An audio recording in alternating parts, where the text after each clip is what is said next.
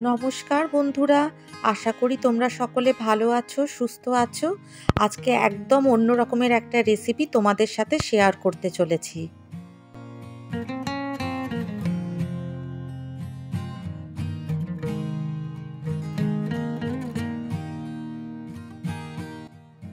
চপের দোকানে যে ফুলুরি পাওয়া যায়, আমি ফুলুরি কিনে নিয়ে এসেছি।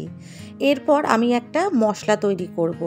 পেঁয়াজ, আদা, রসুন, কাঁচা লঙ্কা দিয়ে মশলাটা তৈরি করে রেখেছি। সর্ষের তেল গরম করে নিয়েছি, গোটা সাদা জিরে আর তেজপাতা ফোড়নে দিলাম।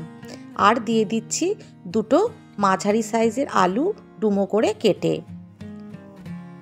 আমাদের কলকাতায় চপের দোকানে যে ফুলুরিগুলো পাওয়া যায়, সেই ফুলুরিগুলো বাড়িতে কিনে নিয়ে এসে খুব সুন্দর একটা তরকারি কিন্তু করে নেওয়া যায়, যেটা ভাত রুটি সব দিয়েই খেতে ভালো লাগে। আলুটাতে হলুদ দিয়ে আমি আলুটা ভেজে নিয়েছি হালকা করে। এরপর একটা পেঁয়াজ কুচি করে দিয়ে দিলাম। হালকা করে পেঁয়াজটাও ভেজে নেব আলুর সাথে।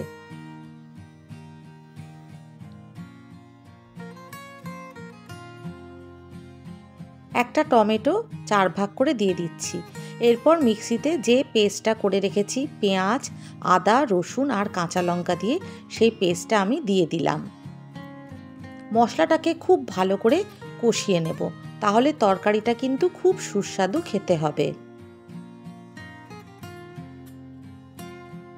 কাশ্মীরি মির্চ দিচ্ছি, জিরে গুঁড়ো দিচ্ছি, অল্প একটু ধনে গুঁড়ো দিচ্ছি আর একটু হলুদ গুঁড়ো দিয়ে দিচ্ছি। প্রয়োজন মতো নুন দিলাম আর একটু মিষ্টি দিয়ে দিচ্ছি। দিয়ে ভালো করে সব কিছু মিশিয়ে নিয়ে কষাতে থাকবো। মশলাটা কষে গেছে, এবার প্রয়োজন মতো জল দিয়ে দিলাম। মিক্সির বাটিতে জল দিয়ে দিলাম জলটা।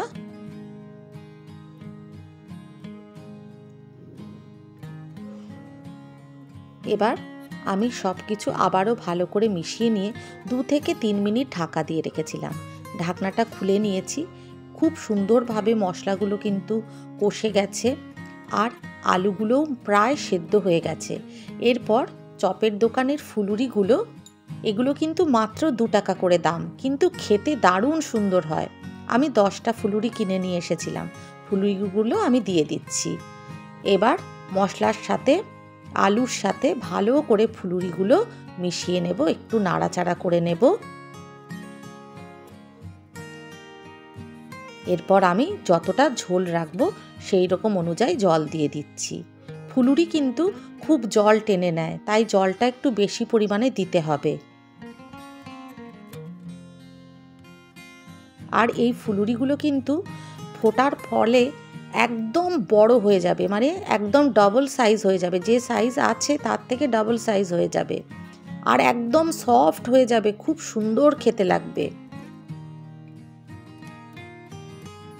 2 থেকে 3 মিনিট আবারও ঢাকা দিয়ে রেখেছিলাম। এই দেখো ফুলুরিগুলো কীরকম ফুলে গেছে আর নরম হয়ে গেছে।